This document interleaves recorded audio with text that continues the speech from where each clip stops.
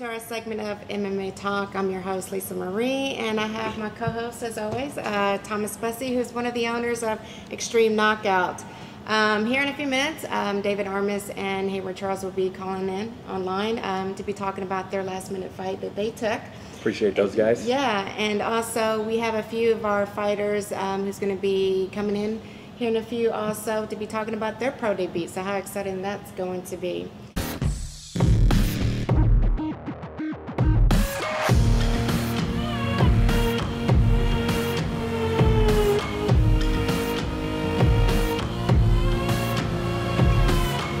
Donnie the Bummer Bell, and Robust is my official energy drink.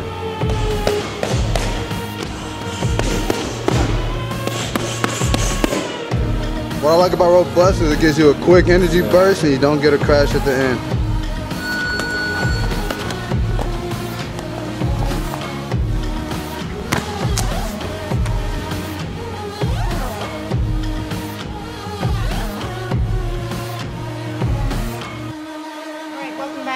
To MMA Talk. Thomas, let's talk about this card because I know that this card was crazy. I mean, you had so many people pulling out due to injuries or because they were sick or whatnot, and I know the last 48 hours that I know of has been crazy. So let's talk about how. For sure, it's been this is our 17th event, you know, and every event you expect to lose one or two fights or something to change 4 weeks out, but this one by far has exceeded anything we could have thought of as far as losing fights. You know, I had so many phone conversations start off, well, I'm gonna have to back, or a text message, you know, late at night, and I had so many of them. We probably lost maybe over the course of 2 weeks, probably 8 guys, you know. And luckily some of them were same weight classes. I can mix guys around, and guys are confident and ready to go and will take fights. So I was able to make a full fight card. You know, right now I have eight scheduled fights, and which is more than enough with our pre-fight party and everything. But it's been a roller coaster ride of scheduling fights. So I've been very emotionally frustrated with the guys. There's guys that will probably never ever get an opportunity to fight on XKO again. And then there's guys that stepped up that will be the first ones I call when we're doing XKO 18.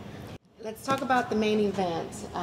We were supposed to have Cyprian and Rashad fight, and I was excited to watch that because Cyprian's a crazy. Cyprian's exciting, you know. Yeah. He's a talented fighter. A lot of people either love him or hate him.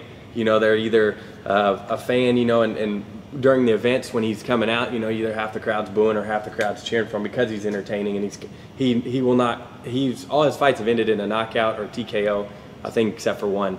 You know, whether he's been knocked out or he's knocked everybody out. You know, he went to one decision, and same thing with Rashad. I mean, it's all knockouts or TKOs. You know, on his end. So it was an exciting fight, and it's a fight we'll get in the future. You know, if you don't know, I guess telling everybody now, Cyprian broke his arm a few days ago, so a clean break, and so it wasn't an excuse that normally I'd have been like, that's ridiculous, but it was a legitimate. We'll have him out here at the fights. XKO 17, we have a lot of, you know, first timers who's going to make their pro debut. You have people out there who's going to say, I don't know if I want to see an XKO card. You have nothing but pro debuters on there, you know, like half the card on there, and then, but they have supporters. But like you said when I was talking to you earlier, talking to these guys who's like I talked to 3, you know, earlier when I got here, I talked to 3 of those guys, and man, their confidence is way up there. Yeah. And it's different now, you know, talking to them and listening to their story and listening why they took this fight makes it even more exciting to even watch it. And if once people see this and see these guys talk, they're gonna be just as excited. You got Hayward Charles, who's going to be taking on. He took on a last-minute fight. I think, from what I understand, it was yesterday. He did. And he got multiple texts from me and phone calls when we went back and forth. And Hayward's a prime example of a fighter. You know, you have guys that say they're a fighter, and they have 2 fights in 2 years, and there's a reason why they have 2 fights in 2 years, because they don't want to fight anybody, and they're not a fighter. They fought once or twice because it was an easy matchup. Right. Hayward's a fighter because you call him and he's like, I'm fighting, I don't care who it is. Yeah, so, Hayward, you took on a last-minute fight. Apparently this was a few days ago. How did that come about? Yeah, it was actually yesterday I first found out that they needed some, fillings, I guess. So, I've been training anyway, you know what I mean? So, I'm always down to fight. So, I pretty much just picked the fight, Right. And, for a last-minute fight, what weight are you guys fighting at? Yeah, this is the heaviest I've ever fought. I'm fighting at 200. It's a catch weight. Oh, wow. It is what it is. I'm just going to kind of play around with the sport because I don't have to cut any weight. Well, I don't have to cut very much weight. I'm already, I'm 205 right now, so I got to cut 5 pounds. I'm still healthy, you know what I mean? So it might be good for me. We'll see what happens. Well, Hayward, let's talk about your MMA career for a second before we get to your opponent. I know that you wind up going out of the country for a while to compete, and Germany. You went to Germany. You had some family out there, and you also had some wins out there. So, how was Germany, and how did you get those fights out there?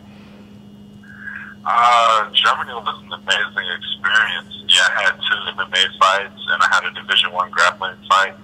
I won everything. You said, how did I get the fight?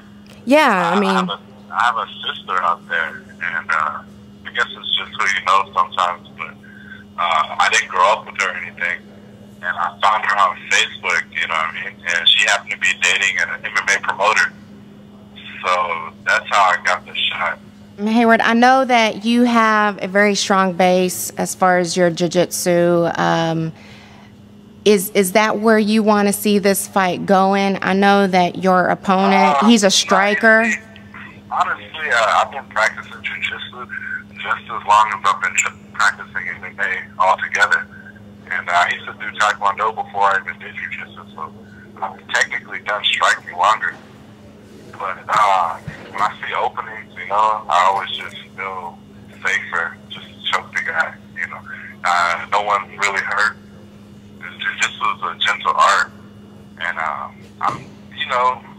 feel blessed in all areas with the sport, so I just happen to be getting submissions. I mean, I'm coming off of a KO my last fight, but it is what it is. Wherever the fight goes, I feel comfortable. Right, so this guy that you're fighting, from what I understand, he comes out of Houston from Silverback MMA, and he's more of a striker.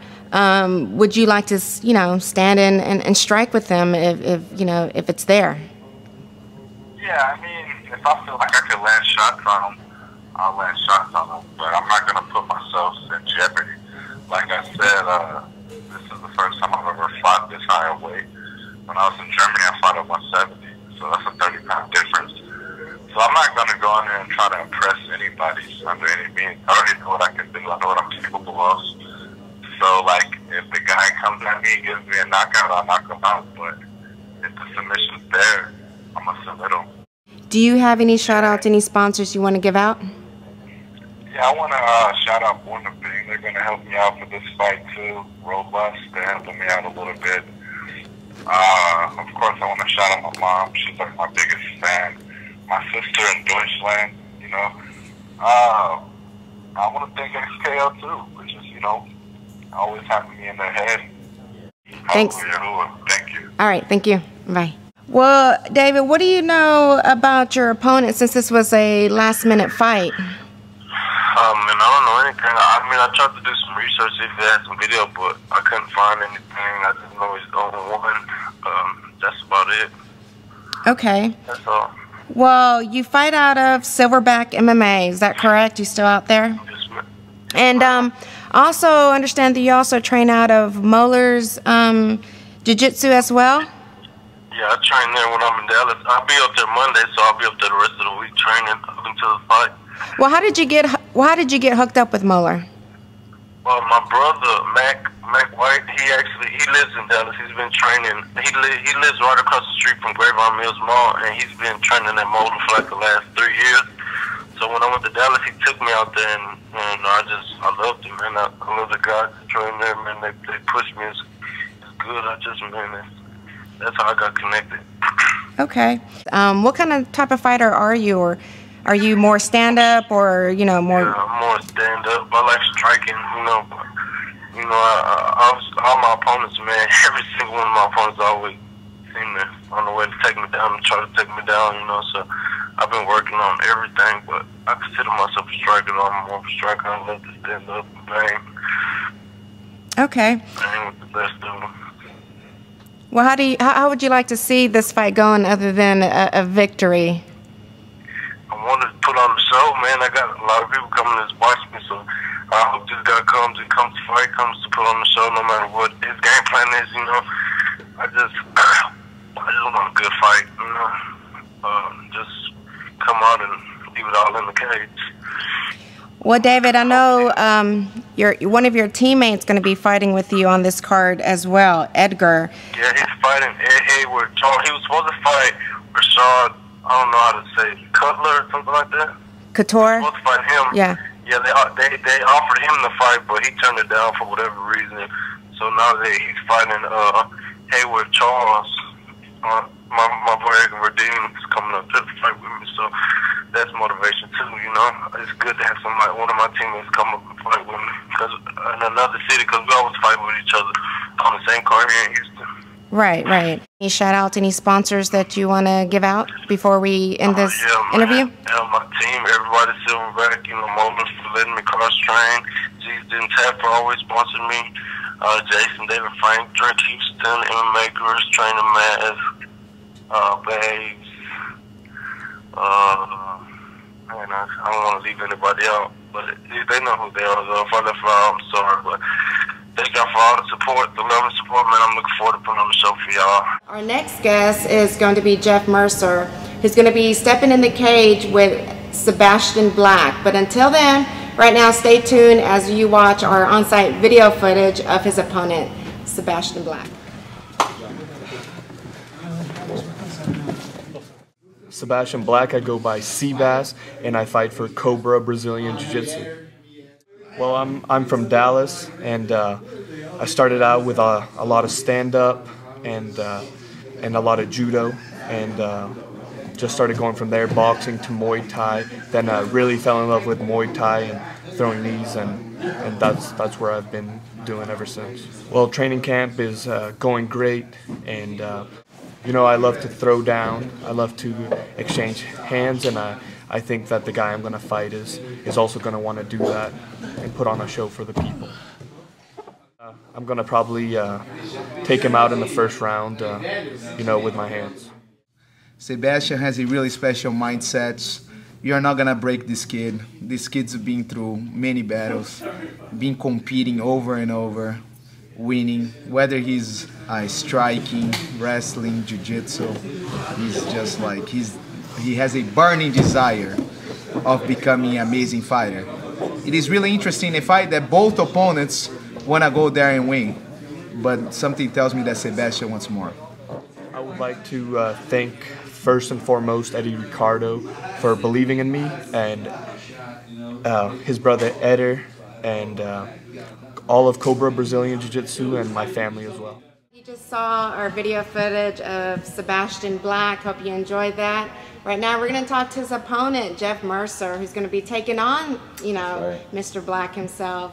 Jeff, you are making your pro debut. That's right. Are you excited? Oh man, I'm super pumped. How long have you been training?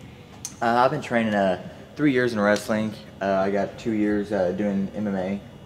And that's where I am right now. Okay. So where did you wrestle at? Bowie. Bowie High School. Bowie High School. That's in Arlington, huh? Under Coach Mudgett, yeah. Yeah, okay, yeah. And Coach Mudgett. Yeah. He's a good guy. Coach real Mudgett's good guy. A lot of people know. If you're in the wrestling world, a lot of people around here know who he is. Yeah. Okay. So is that where you want to see the fight going? I mean, is that your base, to the ground? You know what, I'd like to, I look at it whenever the fighters from UFC, the ones that I would really like to look like, I look at Anderson Silva. His stand-up's on point. Whenever he fights somebody, he can read people really well, and that's really what I want to focus on. I want to focus on keeping the fight stand up, Okay. I already got my base. My base is wrestling, so if it goes there, it goes there. But I really I want to throw hands. And are you training with anybody as far as your striking? I'm just training with a Will Flow. Okay. You know, I've been training with a couple boxers, you know, and just working on just getting my hands crispy and clean. And Will's good with striking. Oh, I mean, he's a good striking coach. So Yeah. I mean, I know last event, you know, he had one of his fighters fight out here, and usually when they come from that, I mean, they're confident with their striking. So anybody that Will brings out, I know they're going to stand there, and of course, once a guy gets punched a few times in the face, and you go back to you know, whatever. If you don't have a lot of experience, naturally you go back to jiu-jitsu or wrestling. You go back to what you know, but.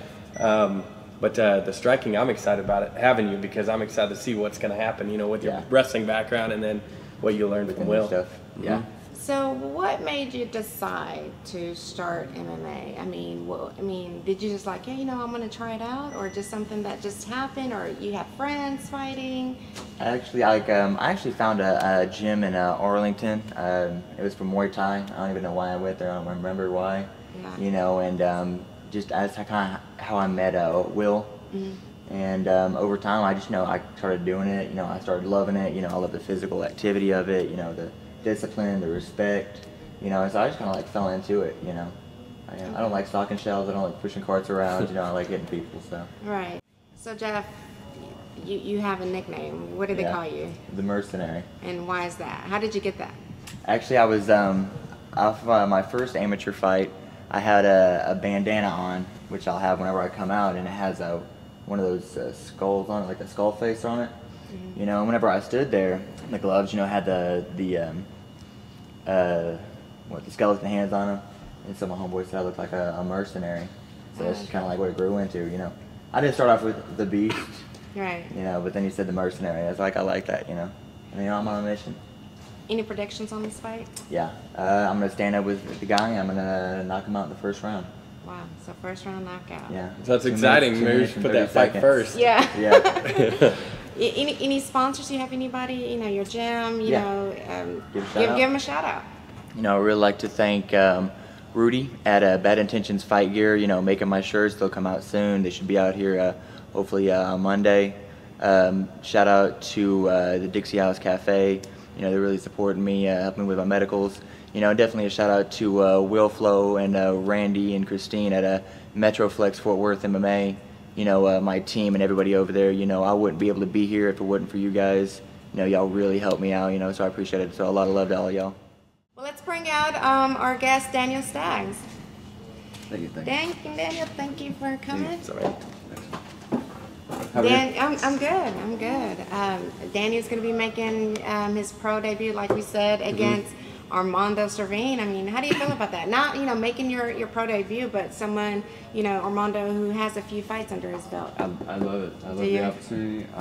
I love the fact that he's a really, really good fighter. I think he'll go hard, and I think that'll make a better show. And I just love it. There's no way of looking at it bad on that one. So, Daniel, are you more a freestyle fighter, stand-up, ground, or you're just whatever the fight goes? Yeah, I like brawling. I like banging. I kind of like being hit. I know that sounds funny, but I just want to go in and create a tornado inside the octagon and keep going, and maybe do some real good damage. Right. And then when it's over, maybe have my name like Sandy the Hurricane or something, you know? Right. Just be real about it. And know who you are, and that's a good mindset to come in, because I know Armando's coming in same mentality. He's coming in to just. Well, you know, he's born on September the 11th, right? That's me. I'm born on September the 11th. It's kind of a two Virgos. That's crazy. I didn't. Yeah. I don't think a lot of people study their opponent as well as I do, but yeah. So I know that's nuts. I didn't know that. Yeah. It's pretty cool to me, I think. So what made you decide to go pro? I mean, was there talks and, you know, I'm just like, okay, let's just do this? I really got tired of spending all the money that I was spending on, I fought in Oklahoma, I fought in Louisiana, I fought in Arkansas, I fought, you know, all these places, and I'm spending a lot of money, and really, I might have a win, and that's good satisfaction, but it's kind of like a Naga tournament. I could have bought that belt, or the gold medal at, you know. Well, Daniel, thank you so much. Do you have any sponsors or any shout-outs that you want to give out? I do. I have to give a big shout-out to my bloodline. everybody in my bloodline. That's why my name is Stags. I have to give a big shout out to my wife, seeing as how she's supported me through this whole thing. Marcus Hicks with Hicks MMA, and everybody that's helped me train throughout the years. Thank you very much, and come see me. XKO, baby.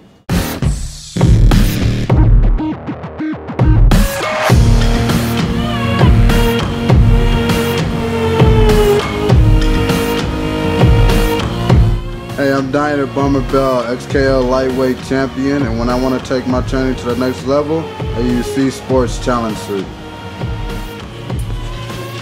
Wearing the challenge suit forces me to be more technical, and when I take it off, I'm faster, stronger, and more explosive. I've used other weight suits, but the challenge suit is like a constant pressure. It's on your chest, it's on your back, it's on your arms, also on your legs. And on a scale of 1 to 10, I rate it a 9.5.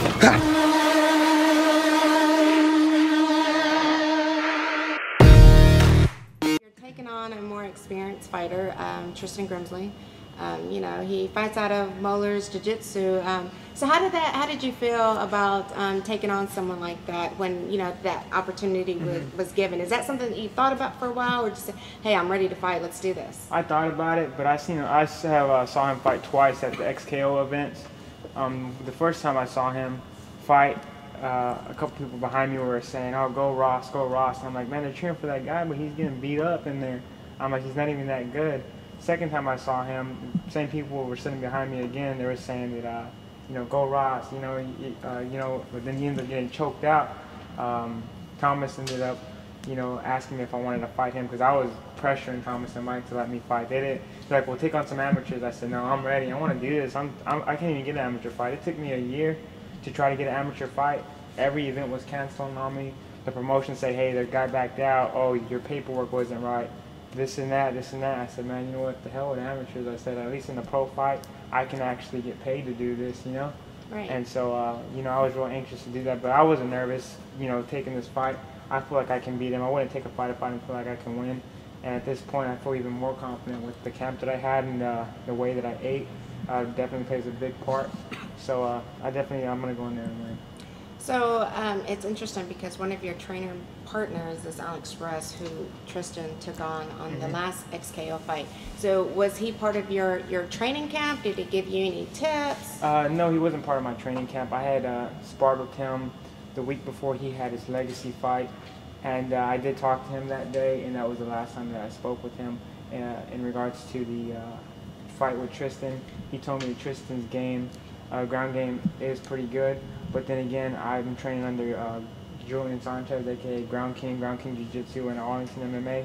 And the 2 years that I have had with him, basically puts me at the level of to whereas somebody who's been training in Jiu-Jitsu at a crappy Jiu-Jitsu place for like 6 years, I feel like I have that experience, and I'm a smart learner. I'm a smart kid. It's not like I got in MMA because this was my last resort. I was in college and stuff, but I feel like MMA was my passion, so I had to make this full time for myself.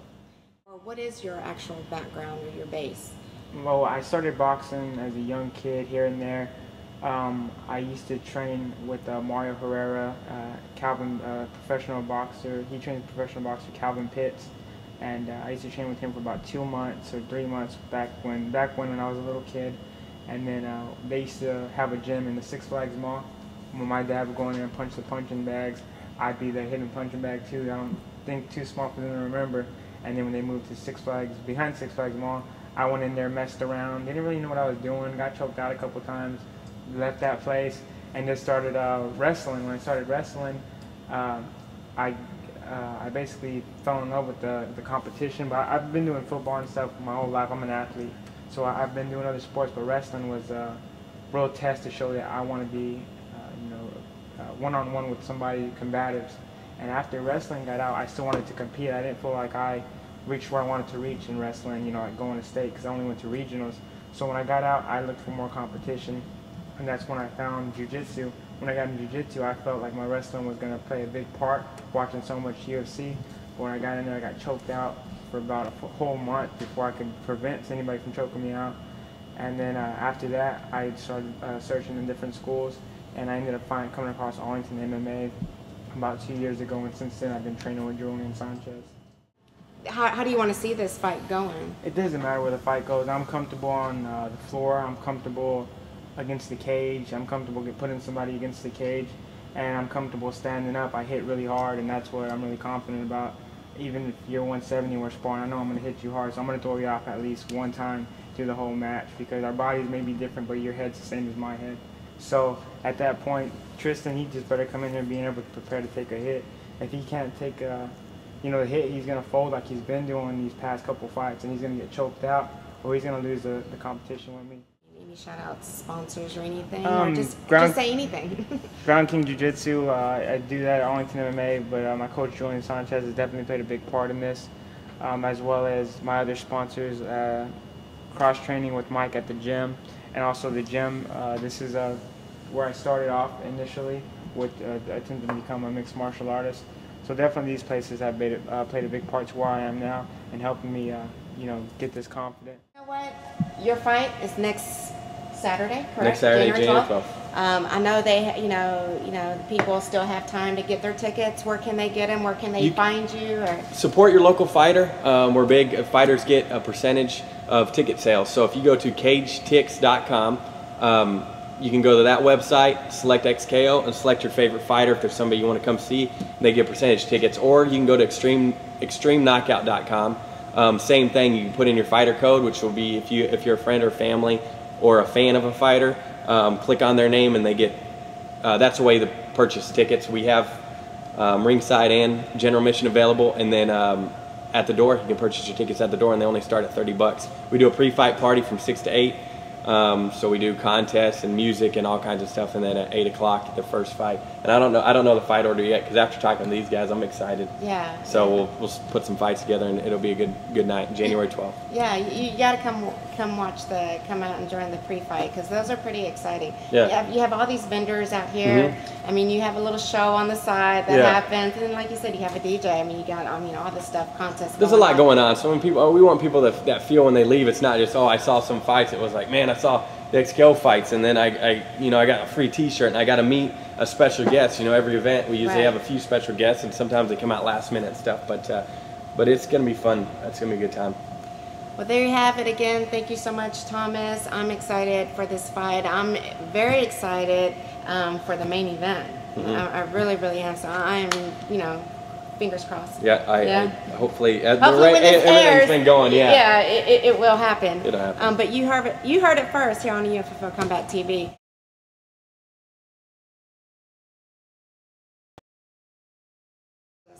Lisa, this is Thomas. I said Tommy. Tommy works. Yeah, I think I'm getting older, so I think my name should eventually change to Tom or something. But. I thought you were going to the restroom. Me? No. I never said I was going to the restroom. Oh, I thought Is that your good side? This is my good side. All right. Thank you. Yeah, okay. Everybody's got their good side. Well, every now and then I'm going to do like this. Yeah, we're all just turn. You just turn, and then everybody at the same time turns the other way. Like this. Thanks. Thank you. All right, thank you. Bye. Later, bro. I love you.